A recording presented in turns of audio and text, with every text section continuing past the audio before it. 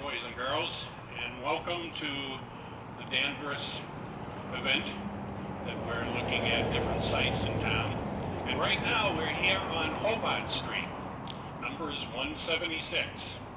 And maybe if you can take a peek behind me, most of you probably know this site. It's the Gates Field, where a lot of people play soccer. And back in 1990, we were getting ready for the 300th anniversary of the witchcraft era that happened in Salem Village. And as many of you might know, Salem Village was the old name for Danvers. And in 1692, a terrible thing happened in Salem Village, and that was the witchcraft events. People were accused of practicing witchcraft. Eventually, 19 were hanged. One was pressed to death, and at least 5 died in jail. People didn't want to talk about it when it was over, because after a period of time they realized that they had made mistakes. Now, we're not going to talk about the history of the witchcraft, but we are going to talk about the history of this memorial.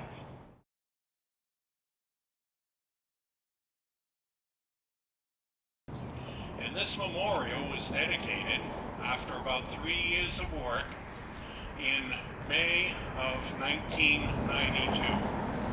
And it was dedicated, the first in the country, to remember those martyrs who died during the Salem witchcraft events. And they're kind of a remarkable group of people. How many times have you done something bad and you've gotten caught? And you don't like it, but you did it. But then once in a while, maybe you're accused of doing something bad and you didn't do it. And you really feel bad. And you try to explain, this hasn't anything to do with me. And think how bad that feels. Well, in 1692, a number of residents of Salem Village were accused of practicing witchcraft, asking the devil to come in and help them hurt people in the village.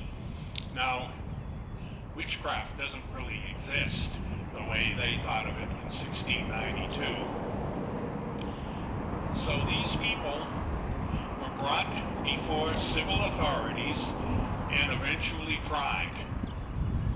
And many of them were told, if you confess that you're a witch, we won't worry about you for a while. We'll go after the people that we really think are bad and who won't confess.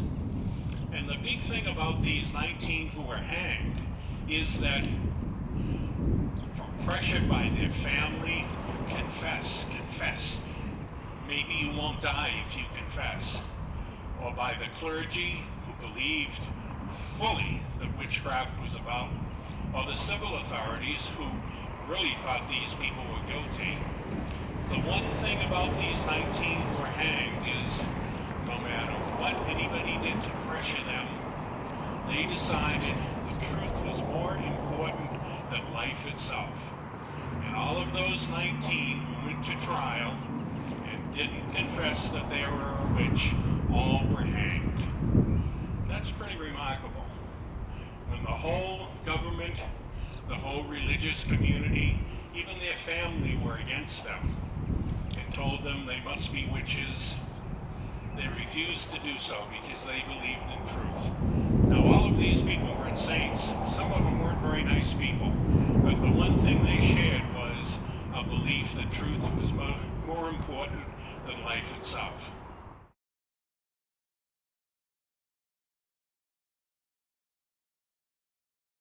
So back in 1990, we thought it would be a great idea for the 300th anniversary, put together a memorial. Marge Wetzel, a very nice woman, a architect named Bob Foley, and I formed a subcommittee that designed this memorial. And what we wanted to do was have a memorial that was lasting, that would talk about the sacrifice of those people in 1692.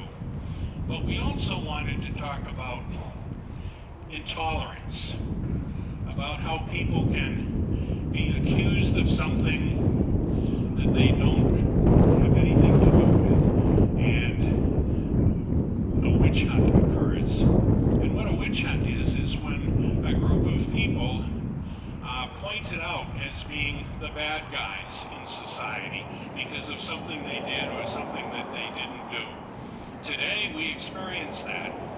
If you think of the Black Lives Matter movement that's happening around the country, if you think about all the poor Asians who have, without any provocation, been hit and hurt and in some cases killed. We always confront witch hunts in which the majority is trying to do something bad to a minority. So when we designed this, we had that in mind.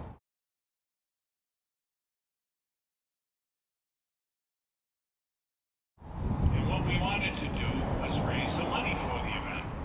And we figured it was going to cost about $76,000 to have this done. That was a lot of money. The town put in $5,000. Marge Wetchell put in $5,000.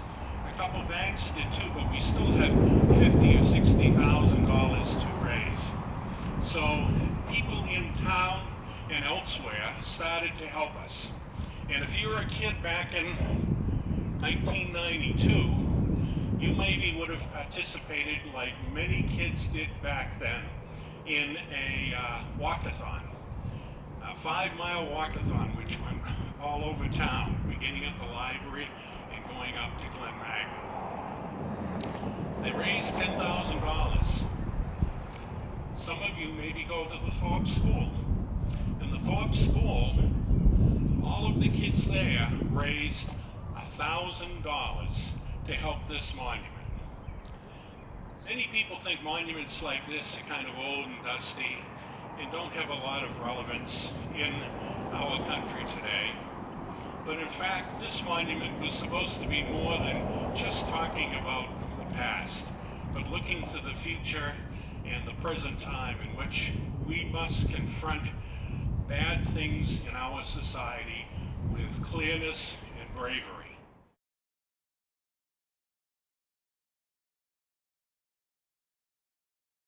So, I had a wonderful time helping to design this monument. And why don't we take a look at some of the features on it. First of all, I'm leaning on this big 8-foot by 4-foot by 4-foot sarcophagus. And this is granite that was harvested from Barrie, Vermont, the best place for granite almost in the country.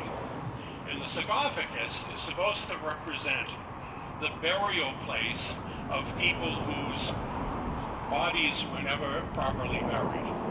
So here we have the sarcophagus, and in front we have, in memory of those innocents who died during the witchcraft events of 1692.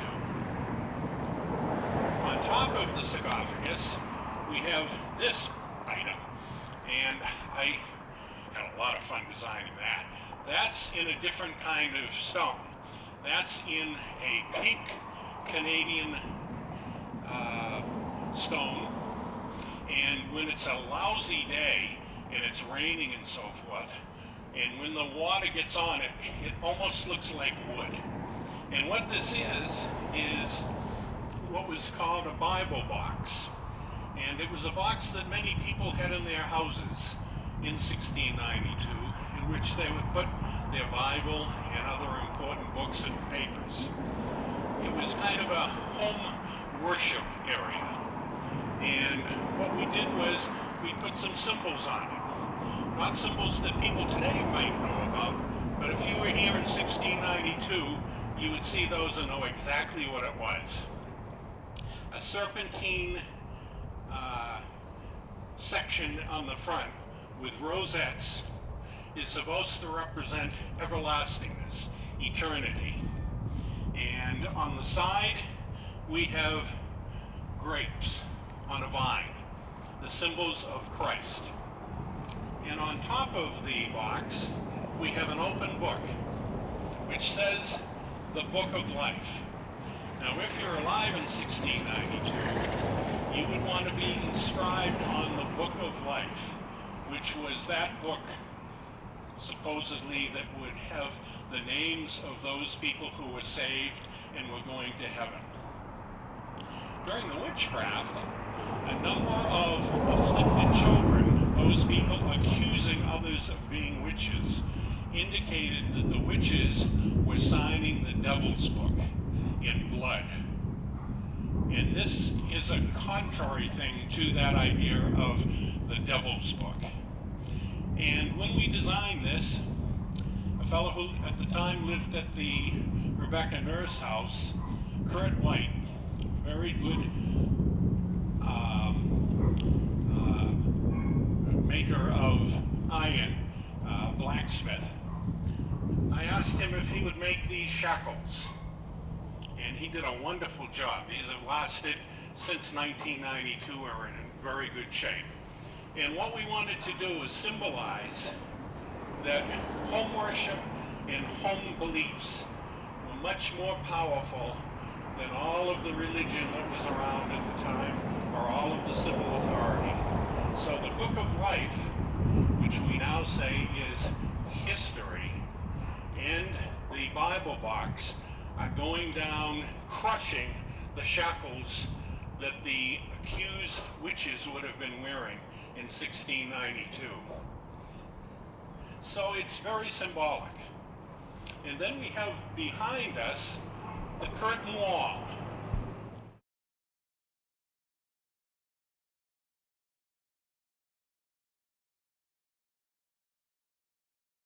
Now we're looking at the curtain wall behind the sarcophagus.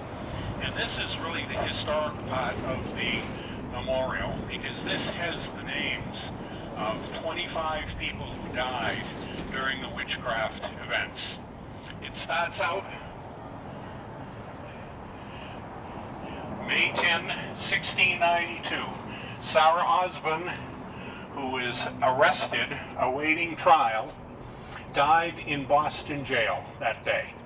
And we coincided our commemoration, our dedication of the memorial, so it took place on May 9th, the day before she died, 300 years earlier.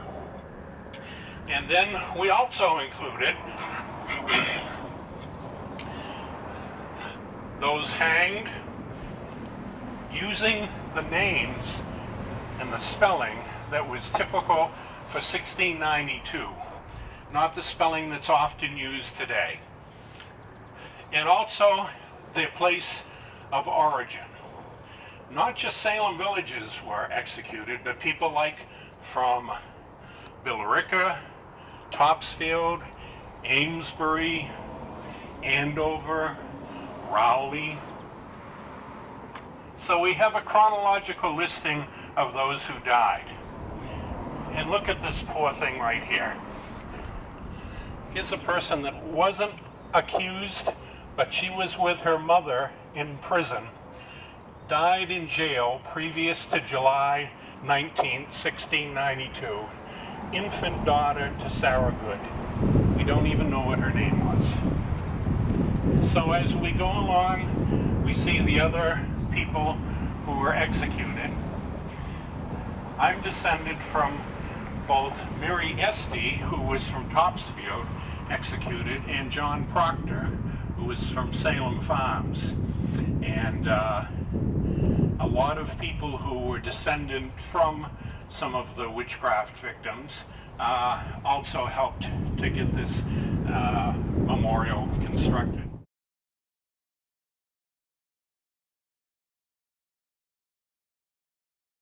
Then on the side panels, the little wings, we have 8 sayings by people, 6 of whom said it right across the street from here. This site, to me, was just absolutely heaven sent. I remember in 1990, I used to once or twice a week walk to work. And I had been thinking that maybe we would put the memorial at the Parsonage Archaeological Site on Center Street. But that's back from the road quite a bit, and nobody would actually see it. So one day I was walking right by here, and it was like, boing. This area was flat, had 4 nice trees in front, looked like the perfect spot. And right across the street from here, in 1692, was the meeting house that was used for all of the preliminary hearings, the witch trials that took place in 1692. So I just thought, this is so right. The town, after a little bit of effort, allowed us to take this very prime space for the Witchcraft Memorial. And then the side panels, look at this one here. George Jacobs was an old man living in what was then Salem, now Danvers Port. And when he was confronted with the worst crisis in his life, knowing that maybe they would hang him, he stood up and said, "Well, burn me or hang me. I will stand in the truth of Christ. I know nothing of witchcraft." So these are really very important sayings by just average people like you and I. And the cane I use today is actually a reproduction of the cane that George Jacobs used during the 1690s. And we used it as a prop in a movie we did in Danvers in 1985 called Three Sovereigns for Sarah, about Sarah Cloyce, Rebecca Nurse, and Mary Esty. So if we kind of continue over here, we'll look at a couple other names. And this one everyone knows, Rebecca Nurse. Her homestead still stands in Danvers. And here she can say, when accused, "I can say before my eternal Father, I am innocent and God will clear my innocency." So these are really heroic things that these people did. And I like to think that if I was confronted by something like this, I might myself be heroic, but chances are I probably would confess, because I wouldn't want to be executed.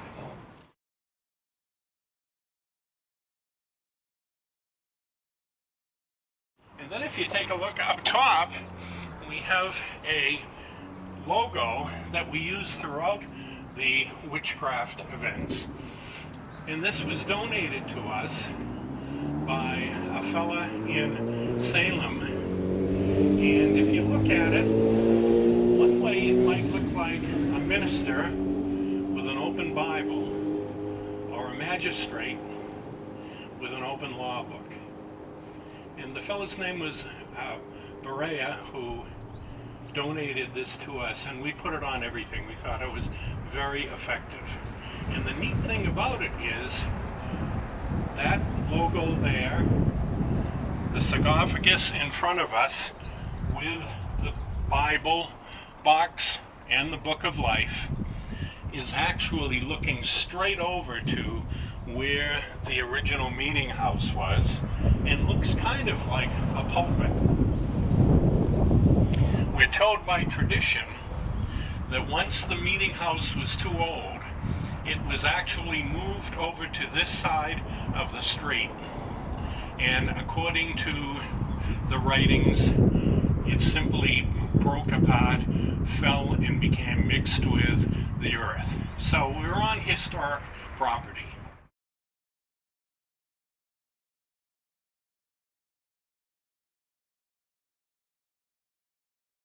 And this memorial, I'm very pleased that the town of Danvers did. Later on that same year, the city of Salem did a wonderful marker, a wonderful memorial. It was designed by an international group, whereas ours was just a bunch of local yokels who put it together. And it's amazing how much publicity, and if you look on Google or something, sometimes they'll talk about the Salem Monument but actually show ours.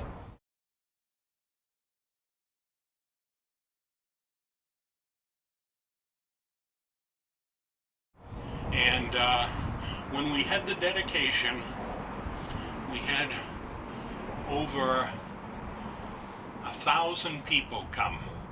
And the dedication was absolutely fantastic. We had a big tarp over this entire area, and it was very moving. So that's a little idea about what this place is. And we like to share it with the recreation department's fields in the back. And we're very pleased that kids who come here always are very respectful of this site. And it remains something that we can all be proud of. So next time you're up here on Hobart Street, take a look. Sometimes we have people leave flowers, or sometimes stones as remembrances. But this is a good thing, and this is something that tells us that history is important to remember, but also we have to, in contemporary life, remember that we all are part of this together, and we can't encourage witch hunts or things that will hurt others because we're all in this together. So thanks a lot, and we'll talk to you later.